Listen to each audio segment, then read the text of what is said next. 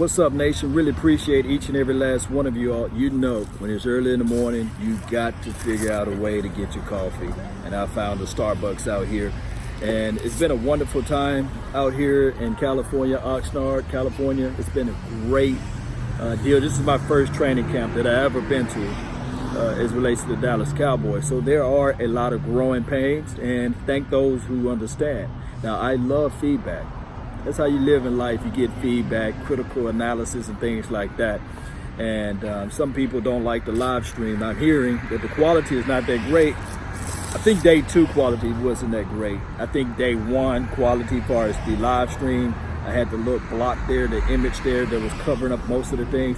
But what I'm doing here is also we have recorded footage that we put out there. And I didn't bring my laptop with all of the good juices to it, so I'm not able to edit. So every edit that you see is through the iPhone. Quite frankly, that's all you need is an iPhone, all right? But neither here nor there. This is the thing. Today's game, practice game, well, practice, it should be nice because the helmets come on, the pads are on, and maybe they do the one-on-one competition. Maybe we'll see a little bit more hit action, a little thump action. The offensive line should be grittish, grimish out there.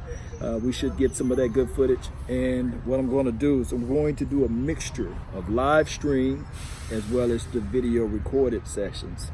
But the thing is, if it got loud music and stuff like that in the background, I might just, it's a hard deal because different platforms got different rules, you see.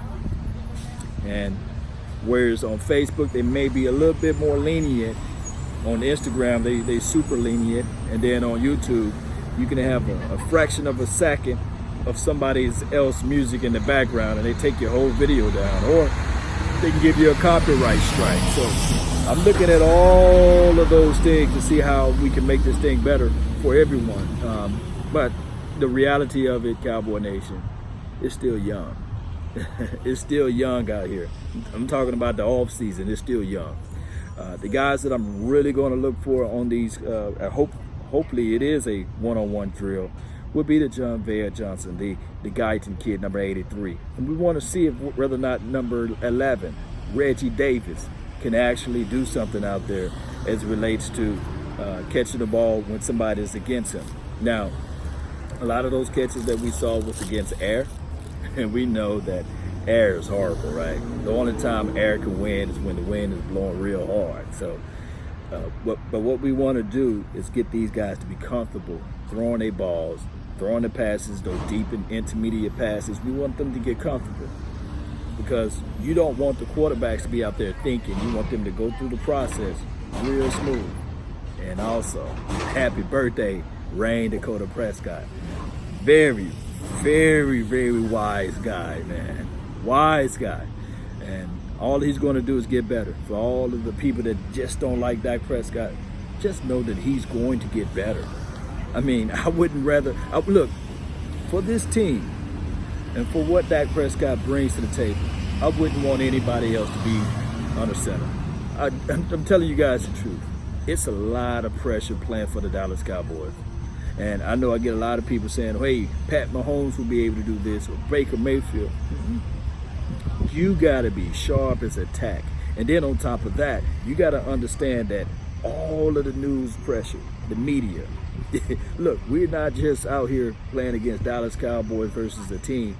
Look, you got to be up to par with the commissioner. You got to be up to par with NFL Network. You got to be up to par with ESPN. You got to be up to par with these 13 million media outlets that's in the Dallas area. 1310 The Ticket, 105.3 The Fan. All those people dissect every little thing you do. For crying out loud, Dak Prescott, his rookie year, threw a cup in a trash can and missed. And that made news all around the world. Name me another quarterback can do the same. I was sitting waiting. I'm telling you, it's a certain amount of pressure playing for the Dallas Cowboys. Now, I'm not saying that we fold up like lawn chairs or wallets and things like that. But what I'm saying is, Cowboy Nation, that when you put that silver and blue and then you slap that star on the side of your helmet, it's a whole different reality. A whole different reality. A whole different world. And I don't know. Maybe the Patriots 5 to 10 years from now will have that same type of, I guess, wanting. You know, when their quarterback decides to retire, the next quarterback that plays for the New England Patriots, he's going to always be talked about like, hey, can he do what Tom Brady does? You know, Tom Brady already shattered every Drew Bledsoe's record. He shattered everything Drew Bledsoe was able to do. But as years go by, it's always become harder. Especially when you have the likes of the Roger Staubachs, and I said Roger Goodell, charged to my head, Roger Staubachs of the world, and the Troy Aikmans to put on that silver and blue. And then you can argue the fact that Tony Romo, you know, it's hard to live in those guys' shoes. It is, Cowboy Nation. So, this stuff is good, man. It's good. And also, I got a sausage, egg, and cheese biscuit. It's pretty good too.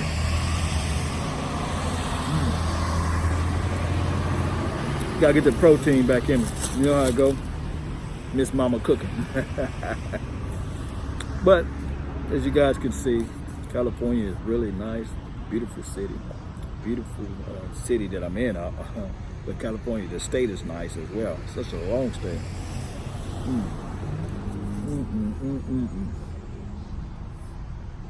Mama said don't chew with your mouth full, but you guys know.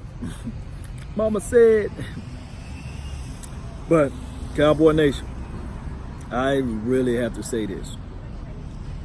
Defensive wise, if the one-on-one encounters, remember, I want to see number 33 do something. I want to see him get this work action out there. I want to see on the defensive side of the ball, I want to see how the safeties collectively work as a unit. I'm talking about the Xavier Woods, the Jeff Heaths of the world, those guys. I want to see what they can do. And if you add in this too, Cowboy Nation, when we start talking about that front four, I want to hear some. Just got a call from the beautiful wife, so she had to give me some details on everything. You know, that's what happened when you're doing this thing. When she calls, I stop whatever I'm doing and pick up and answer, especially when you're out of town. But neither here nor there. I was talking about front four. You got to get. We must see that front four do something. I was about to say, I think Tristan Hill, we want to see how he looks in pads against the offensive line and see if he can get any penetration. Can he shoot the gap and things like that? Now, we want them to take this thing easy. We don't want them to be all round, live, lit, and round everything. Just want them to take it brick by brick, one day at a time, and one movement at a time, Cowboy Nation. And I'm thinking that this will happen. There's some good stuff out there, Cowboys. Good stuff, man. What I'm hearing from all of the radio platforms and things like that, all together. Now, I want to say this, guys. Don't be so reactionary over the small news. Not everybody is accurate on the news. You get some news reports from here, you get some news report from there. But the reality of it is just wait. Patience is a virtue, right? Patience is the name of the game. And after that, the first preseason game, I want to see number 5. I want to see that young kid. And another guy that I want to really see is number 3. You guys know what I'm talking about, Mike White. So those two guys, I just want to see if they can push the ball down the field. They can make some plays happen. They got the receivers out there. There's no excuses for the receivers. They all got speed. And nobody is allowing the ball to hit their body before they catch it. They catching and plucking the ball out with their hands. So number 15, Devin Smith, he said, hey, I'm more healthy than I ever been. You know, after he had his surgeries on his knees or what have you. And he had a horrible spell with the Jets. And I'm thinking, guys, correct me if I'm wrong, and he is a first-round caliber type of wide receiver. Although he didn't play like that, but he's an Ohio State guy, and hopefully we can see something out of his play.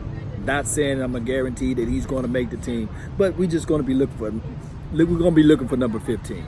And another guy that we're going to be looking for is number 16, Cedric Wilson Jr. Those guys. So we're going to see. I love this camp battle. This is where it all goes down at Cowboy Nation. the back end of these rosters, like the Kerry Hiders on the defensive side of the Christian Covington defensive tackle. Those boys, we want to see something out of them. And like I said again, the Guyton. And then on top of that, my guy Shango said Guyton reminds him of a Miles Austin. I think Guyton catches the ball a little bit better than Miles, believe it or not. So we'll see. We'll see. And Guyton wears number 83. And John Vale Johnson and Reggie Davis. Those battles, it's going to be nice. I think that we got the quarterbacks to get the ball out to them. So, with all that being said, Cowboy Nation, I really appreciate each and every last one of you all. Thank you all for tuning in to this thing. Let's continue to grind. Let's continue to shine. And you guys know, I'm going to try to get you guys the most information as I can out here while I'm out here. And just be ready for this camp battle today. I'm going to have it ready for you all. And remember, you're listening to Nothing But the Best. Salute. I'm out. Peace. Guys, I love California. And as men, we always look to be conquerors, right? I would love to one day just try to climb that mountain, man. Ooh, that's nice. That is nice. Man, that is nice. The mountain view. These views are just nice.